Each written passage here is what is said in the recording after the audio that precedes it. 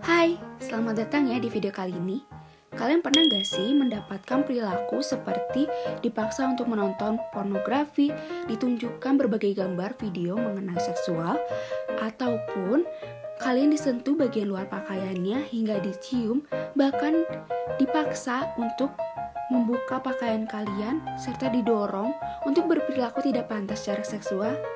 Duh, semoga gak pernah ya. Karena perilaku tersebut merupakan contoh kekerasan seksual pada anak loh. Kasus kekerasan seksual terhadap anak menjadi kasus anak tertinggi yang terjadi di Indonesia loh. Kementerian Pemberdayaan Perempuan dan Perlindungan Anak mencatat pada periode Januari hingga Agustus 2021 telah terjadi sebanyak 4.754 kasus kekerasan seksual pada anak. Nah, kalian harus tahu nih pelaku-pelakunya. Sebanyak 60% pelakunya adalah orang terdekat dan 30% pelakunya adalah keluarga korban. Duh, serem banget. Kekerasan seksual pada anak memiliki banyak definisi dan cakupannya cukup luas. Namun, pada dasarnya kekerasan seksual pada anak berarti keterlibatan seorang anak yang belum mencapai usia tertentu, bahkan remaja, yang terlibat dalam segala bentuk aktivitas seksual itu sendiri, di mana orang-orang dewasa, orang-orang yang lebih tua, atau orang-orang yang sudah memiliki pengetahuan memanfaatkan si anak demi kesenangan seksualnya. Nah, oleh karena itu, kalian simak ya video ini agar kalian lebih dapat menjaga diri dan mendapat ilmu baru pastinya. Nah, sebelum mampu untuk menjaga diri kita sendiri, kita harus mengerti nih tentang kesehatan reproduksi. Dan pada video kali ini, kakak akan membagikan mengenai pendidikan seksual yang berfokus pada kesehatan reproduksi loh. Nah, pendidikan seksual kepada anak terkadang menjadi hal yang masih tabu ya di Indonesia. Padahal nih, pendidikan seksual tentang kesehatan reproduksi untuk anak sangatlah penting dan menjadi salah satu solusi yang mendasar untuk menghindari berbagai permasalahan kekerasan seksual yang kerap terjadi kepada anak-anak yang semakin tahun semakin meningkat. Mendengarnya saja menyeramkan, apalagi jika hal tersebut dapat terjadi kepada orang-orang terdekat kita seperti kakak, adik, teman, bahkan diri kita sendiri ya. Nah, jadi kalian tahu nggak sih mengenai apa itu kesehatan reproduksi? Yaps, kesehatan reproduksi erat kaitannya dengan pubertas loh. Jadi, kalian tahu nggak pubertas atau sering yang disebut dengan puber itu?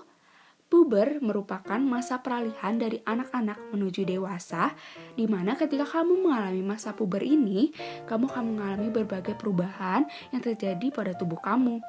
Nah, tidak perlu kaget dan takut ya bila terjadi perubahan-perubahan. Oke, yuk mari mengenai perubahan apa saja sih yang terjadi. Pada seorang anak laki-laki, perubahan yang terjadi seperti otot-otot mulai membesar, tumbuh rambut di ketiak, sekitar kelamin, di atas mulut seperti kumis, dan juga di dagu.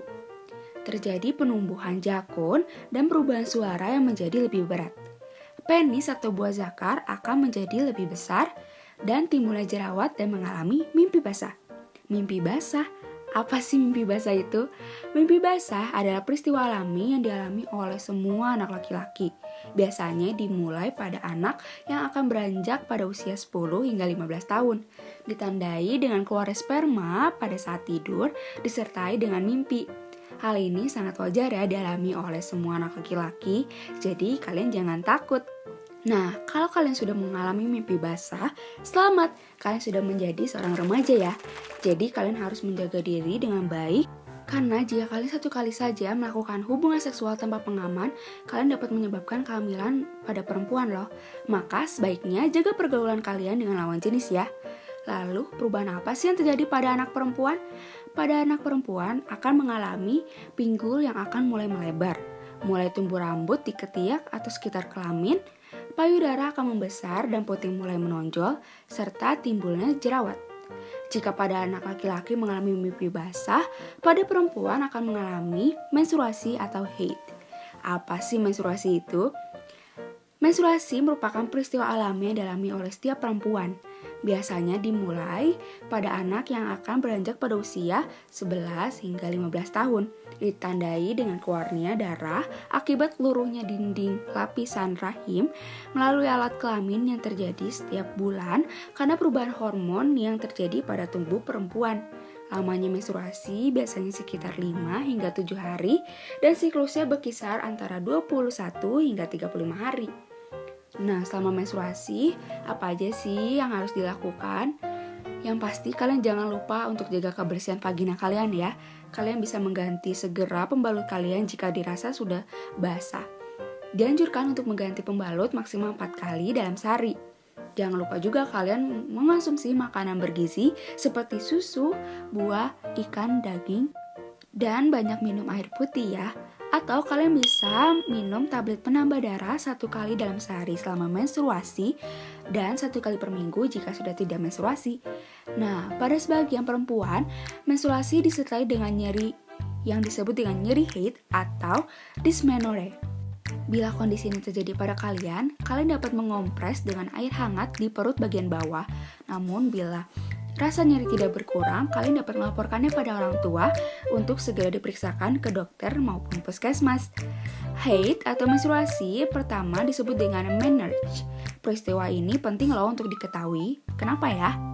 Karena mulai saat itulah alat reproduksi kalian sudah mulai berfungsi. Artinya, bila sekali saja kalian melakukan hubungan seksual tanpa pengaman, kalian sudah bisa hamil loh. Teman-teman pasti belum siap kan menanggung segala resikonya. Jadi, jangan coba-coba ya. Seperti yang kalian tahu, laki-laki dan perempuan dibedakan dari alat kelaminnya. Pada laki-laki disebut dengan penis dan pada perempuan disebut dengan vagina. Lalu bagaimana cara menjaganya sih? Nih, kalian bisa melakukan setelah buang air kecil, basuhlah dengan air bersih. Gantilah celana dalam ketika terasa lembab dengan minimal 2 kali sehari. Gunakan celana dalam yang berbahan yang dapat menyerap keringat seperti berbahan katun. Keringkan alat kelamin dengan handuk atau kain bersih. Dan jika terasa gatal atau perih, segera sampaikanlah kepada orang tua dan segera diperiksakan kepada dokter ataupun puskesmas ya. Pada anak laki-laki, sunat sangat bermanfaat loh bagi segi kesehatan karena kulit pada ujung alat kelamin jika tidak disunat akan menjadi tempat tumbuhnya bakteri ataupun jamur.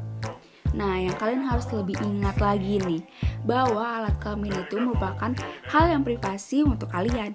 Jadi tidak boleh disentuh, bahkan dilihat orang-orang lain, kecuali diri kalian sendiri. Bahkan orang tua pun dilarang untuk melihat hingga menyentuh bagian tersebut bila tanpa persetujuan kalian loh. Nah, setelah mengetahui mengenai kesehatan reproduksi, kalian perlu tahu juga nih cara-cara menjaga diri kalian untuk terhindar dari kekerasan seksual. Nih, ini adalah yang kalian tunggu-tunggu. Gimana sih cara melindungi diri kita supaya nggak terjadi kekerasan seksual? Tenang, anak pintar, jangan pernah ya mau menerima hadiah tanpa izin orang tua ataupun ikut kepada orang yang tidak dikenal. Walaupun dikenal, kalian tuh harus izin dulu ya sama orang tua dan selalu waspada dan curiga kepada siapapun yang selalu menatap kalian secara terus-menerus. Ingat, kalau ada orang yang mau pegang badan kamu di tempat yang tidak boleh seharusnya dipegang tanpa persetujuan kamu, apalagi sampai berusaha untuk membuka pakaian kamu, jangan mau ya. Kalian harus langsung berkata dengan tegas, tidak mau, dan kalian dapat meminta pertolongan dengan berteriak, tolong dengan suara yang keras dan sebisa mungkin untuk menghindar menjauh ya. Nah, bila kalian pernah diperlakukan seperti hal-hal yang menjerumus pada kekerasan seksual, kalian jangan malu ya untuk cerita kepada orang tua ataupun orang dewasa yang dapat kamu percayai. Nah, tidak ada yang boleh memaksa kamu untuk melakukan hal-hal yang menurut kamu aneh, bahkan untuk orang yang dekat sama kamu sekalipun. Misalnya, orang tua, guru, teman, bahkan orang yang paling dekat dengan kamu. Nah, jika kamu memiliki teman yang cenderung terlihat murung, kamu bisa juga untuk melaporkannya kepada orang dewasa terdekat ya, supaya temanmu dapat diperiksa apakah dia merupakan korban kekerasan seksual atau tidak. Nah, untuk orang tua, jangan malu ya bila anak kita melaporkan tentang kekerasan seksual yang mereka alami untuk membawa anak kita ke tenaga ahli seperti psikolog ataupun psikiater ya, untuk memeriksa kondisi mental anak kita. Nah, jangan lupa untuk juga lapor kepada polisi ya dengan menghubungi nomor 110 atau KPPPA pengaduan dengan nomor 08212575123 untuk keamanan bersama. Jadi, jaga dirimu dan orang terdekat dan jangan lupa lapor. Oke, sampai di sini dulu ya. Sampai jumpa dan terima kasih.